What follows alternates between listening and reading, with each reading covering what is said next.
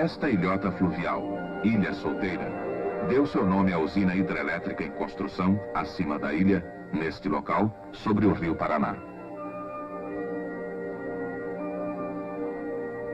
Maior hidrelétrica do mundo ocidental, Ilha Solteira forma com a usina de Jupiá, em final de construção, o colossal conjunto energético de Urubupungá.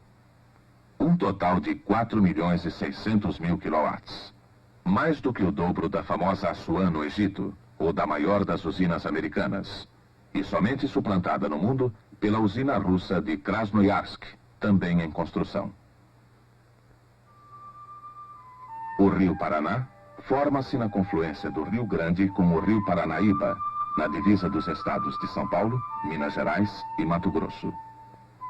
Na altura do Salto de Urubupungá, a 100 quilômetros de sua formação, recebe as águas paulistas do rio Tietê.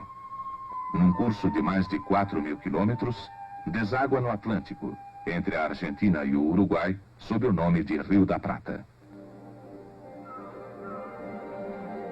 O Salto de Urubupungá, que vemos aqui, acentua um desnível de 60 metros entre a cabeceira do rio Paraná e Jupiá.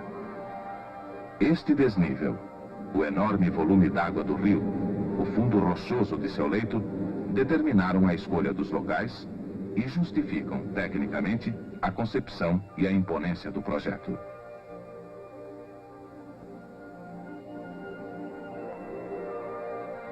"20 quilômetros abaixo do Salto, Jupiá, 1.400.000 quilowatts, entrada em funcionamento 1968. Acima do Salto, a 60 quilômetros de Jupiá, Ilha Solteira, em início de construção, 3.200.000 quilowatts, 2,5 vezes a potência de Jupiá.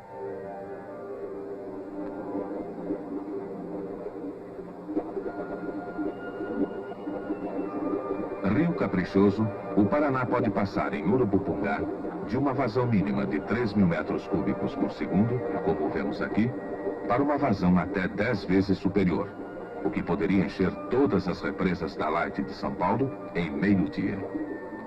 Volume d'água respeitável e respeitado. No laboratório de hidráulica da CESP, em Jupiá, são reproduzidas todas as características da barragem, do rio e de suas possíveis loucuras na área escolhida para a Ilha Solteira. A CESP, Centrais Elétricas de São Paulo S.A., é uma empresa de economia mista, cujos técnicos, brasileiros, são responsáveis pela concepção, planificação e realização do projeto. Acionista majoritário, o governo do estado de São Paulo assegura à CESP 80% dos recursos nacionais necessários à obra gigantesca, cuja primeira fase é a ensecadeira. A ensecadeira é uma barragem provisória, de rocha e terra, que desvia o curso do rio e permite secar parte de seu leito. O rio Paraná tem aqui 2 quilômetros de largura e forte correnteza.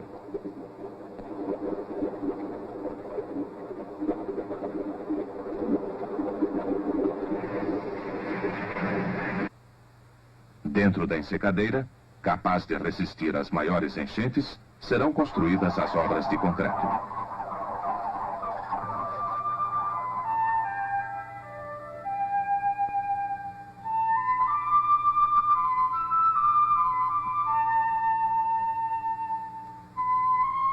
As obras de concreto compõem-se de 2 setores principais. Primeiro, a casa de força, sala de montagem e subestação. Segundo, os vertedouros. Vemos em Jupiá os vertedouros já prontos e a casa de força em acabamento. Ao ficar pronta a parte principal das obras de concreto, será removida a ensecadeira e fechado, definitivamente, o curso primitivo do rio. As águas passarão então pela casa de força, enquanto será terminada nas 2 margens a barragem de terra.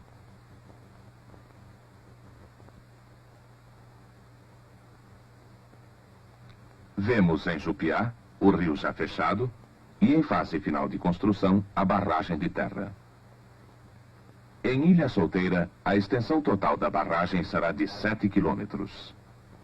Pronta a obra, fechadas as comportas, as águas retidas irão formando o reservatório.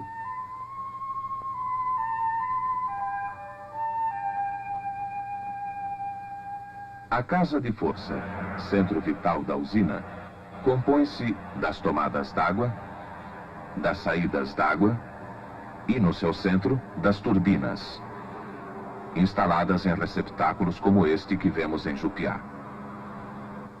Em 1973, em Ilha Solteira, serão instaladas as primeiras turbinas. Cada turbina consumirá mais água em 1 hora do que uma cidade como São Paulo em 1 dia.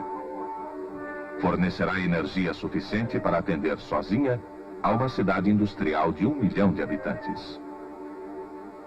20 turbinas de 160 mil quilowatts serão instalados em Ilha Solteira. Quando a vazão do rio é superior ao consumo das turbinas, as comportas dos vertedouros, abertas, evitam o transbordamento da represa. Os vertedouros podem ser de fundo, como em Jupiá, ou de superfície, como em Ilha Solteira. Em época de cheia, formarão fantástica cachoeira de 350 metros de largura. Etapa vencida. Jupiá, maior usina do país, torna-se pequena comparada à Ilha Solteira. A queda d'água em Jupiá é de 24 metros. Será de 48 metros em Ilha Solteira.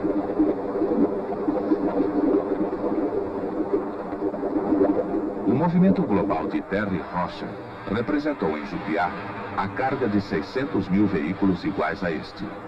Representará 1,5 milhão em Ilha Solteira.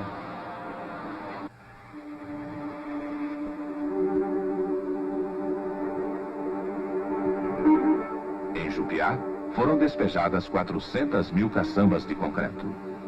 Serão despejadas mais de 1 milhão em Ilha Solteira, o que representará, por sua vez, as estruturas de concreto de 2.000 prédios iguais a este.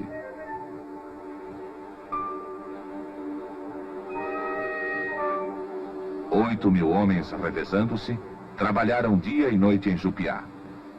14.000 trabalharão noite e dia em Ilha Solteira.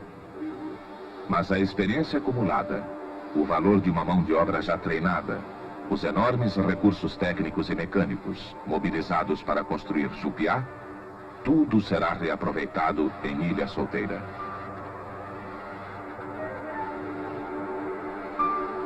A mesma empresa que construiu Jupiá está construindo Ilha Solteira. Totalmente brasileira, é a primeira do continente e a 5ª no mundo em seu gênero. A idade média dos seus 600 técnicos e engenheiros é de 30 anos.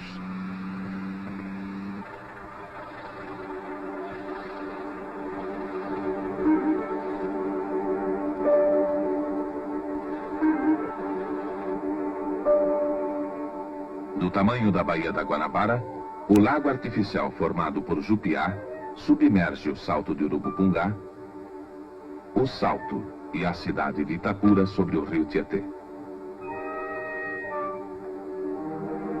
6 vezes maior, o lago formado por Ilha Solteira alcançará, a 200 quilômetros da barragem, sobre o rio Paranaíba, o Canal de São Simão, obra insólita da natureza.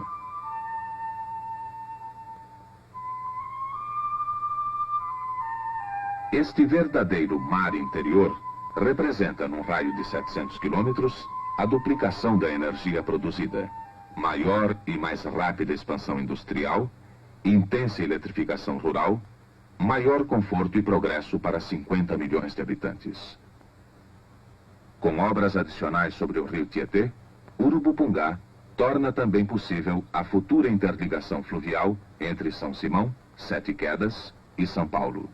Uma gigantesca estrada fluvial na região potencialmente mais rica de nosso continente.